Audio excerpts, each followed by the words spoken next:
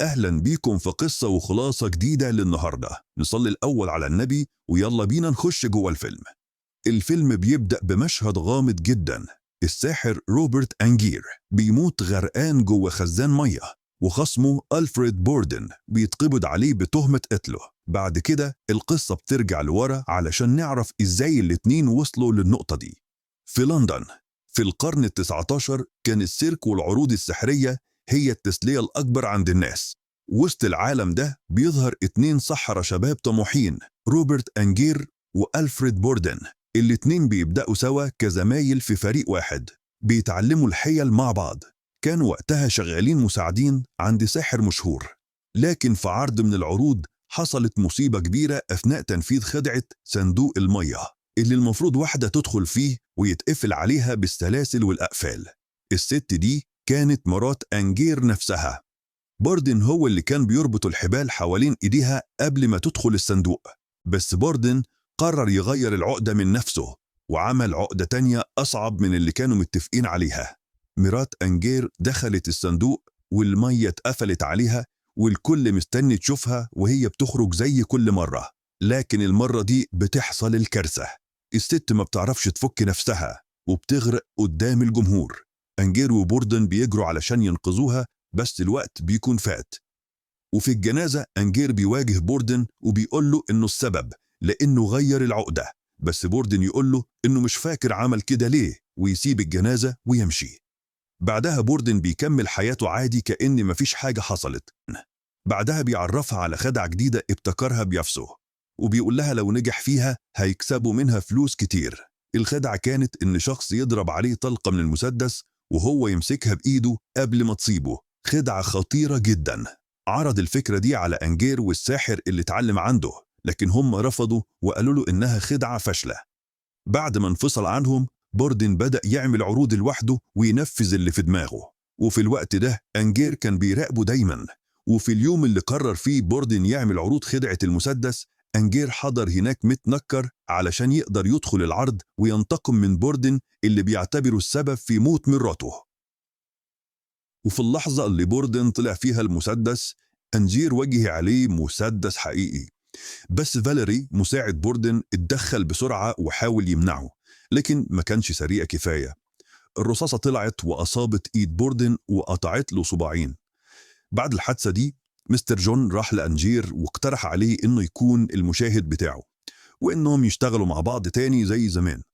أنجير وافق، ومستر جون ضم ليهم مساعدة جديدة اسمها أوليفيا. وقال أنجير المفروض يبقى في بنت حلوة على المسرح وهتكون هي المساعدة بتاعتك. في الفترة دي أنجير كان بيتدرب على عرض كبير هيقدمه في المدينة. ولما جه يوم العرض وأثناء ما كان بيعمل خدعته السحرية، طلب من الجمهور متطوعين راجل وست علشان يساعدوه في تنفيذ الخدعة. بس المفاجأة إن الراجل اللي طلع كان بوردن، وطبعا استغل الفرصة وانتقم من أنجير قدام الكل وبوظ له الخدعة على المسرح، وكمان تسبب إن الست المتطوعة تتصاب في إيديها.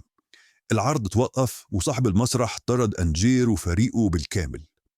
وبعد فترة من اللي حصل، أنجير يعرف إن في مخترع مشهور وصل المدينة اسمه تسلا.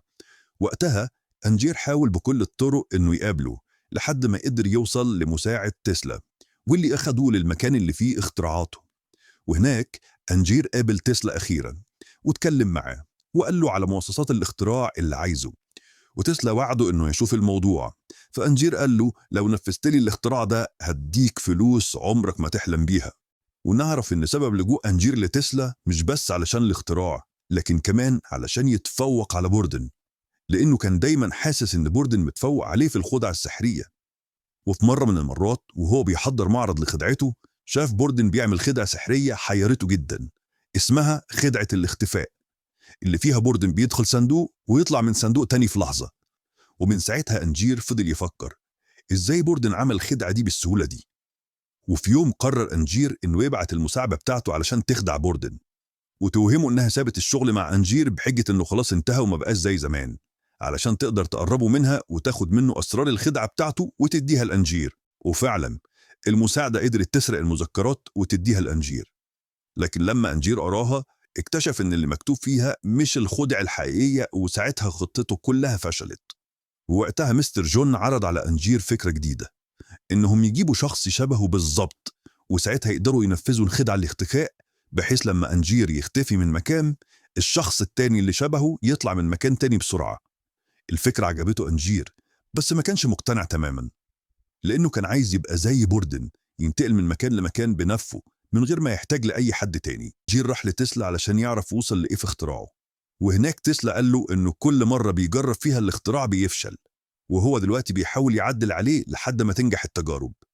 أنجير هرج وهو بيفكر، وفي طريقه لاحظ حاجة غريبة، قبعات كتير زي اللي كان تسلا بيجرب عليها من شوية، وساعتها فهم إن الاختراع اشتغل فعلا، بس بيشتغل بطريقة غريبة، بيستنسخ الحاجات اللي بيحطها جواه، ودي كانت بالظبط الحاجة اللي أنجير محتاجها. ينتقل المشهد ونشوف إنه أوليفيا لما بعتها بوردن علشان تسرق له المذكرات، وأثناء الوقت اللي كانت فيه تشتغل معاه وقعت في حبه فعلا، وساعتها فضحت خطة أنجي. وهنا بنعرف إن بوردن هو اللي قرر يدي المذكرات لأنجي بنفسه، علشان كانت أصلا مش بتحتوي على أسرار الخدع بتاعته. بعد كده بنشوف أنجي وهو واقف جنب الاختراع اللي طلبه من تسلا، وبيشغله ويدخل جواه علشان يجربه على نفسه، حاجة خطيرة جدا ممكن تكلفه حياته، بس كل ده علشان يقدر يعمل نفس خدعة الاختفاء اللي بيعملها بوردن. ينتقل المشهد ونشوف سارة وهي بتتخانق مع بوردن، لأنها شاكة إنه بيخونها مع أوليفيا، لكن بوردن بينكر وبيقول لها إنه بيحبها هي وبس. بس سارة ما بتصدقوش، وبتدخل في حالة اكتئاب شديدة لحد ما في الآخر بتنتحر. بعد فترة أنجي بيرجع لندن، وبيستخدم الآلة في عرضه الجديد اللي سماه The Real Transported Man، وفي كل عرض بيعمله النسخة الأصلية منه بتموت غرقانة جوه الخزان، والنسخة الجديدة بتظهر قدام الجمهور، يعني بقى عنده خدعة حقيقية بس بتمن غالي جدا. وفي أحد العروض بوردن بيتسلل ورا الكواليس علشان يكتشف السر، ولما أنجي يختفي من على المسرح، بوردن بيشوف خزان مية مقفول وبيلاقي جواه أنجي بيغرق. بيحاول يفتح الخزان وينقذه، لكن الناس بتدخل عليه وبيلاقوه بيقف جنب الجثة، فبيتقبض عليه بتهمة قتل أنجي. بوردن بيتسجن وبيتحكم عليه بالإعدام في جريمة هو ما عملهاش. وأثناء وجوده في السجن بيجيله شخص اسمه لورد كالدلو، اللي بيطلع في الحقيقة هو نفسه أنجي، وبيقال له إنه هيتكفل ببنته جاس لأنها ملهاش حد يعيش معاها بعد ما أمها انتحرت، وإنه خلاص هيتعدم. بوردن بيتعصب ويفضل يصرخ للحراس ويقول لهم إن الشخص اللي أنا هتعدم عشانه لسه عايش، بس محدش بيصدق كلامه. بعدها فالون المساعد بتاع بوردن بيزوره في السجن، وساعتها بنكتشف الحقيقة الكبيرة، إن فالون هو في الحقيقة بوردن التوأم، يعني اللي في السجن واحد منهم والتاني بره متخفي في شخصية فالون. الاتنين كانوا بيشتغلوا سوا في تنفيذ الخدع، وعايشين كأنهم شخص واحد. لو واحد فيهم خرج يقابل الناس، التاني بيتنكر في هيئة المساعد فالون. وساعتها بنفهم إن بوردن فعلا كان بيحب مراته سارة وما كانش بيخونها، لكن أخوه التوأم هو اللي كان بيحب أوليفيا، وده السبب اللي خلى سارة تنتحر، لأنها كانت حاسة إن في حاجة غريبة، بس ما كانتش عارفة إن جوزها عنده توأم. في المشهد الأخير بوردن اللي كان متخفي في شخصية فالون بيروح لأنجير في المسرح القديم. أنجير بيشوفه وبيتكلم معاه، لكن بوردن بيطلع المسدس وبيضربه بالنار. بعد كده بوردن بيمشي وسط المسرح وبيشوف صف طويل من الخزانات الزجاجية، وفي كل خزان جثة من نسخ أنجير، والنار مولعة في المسرح كله.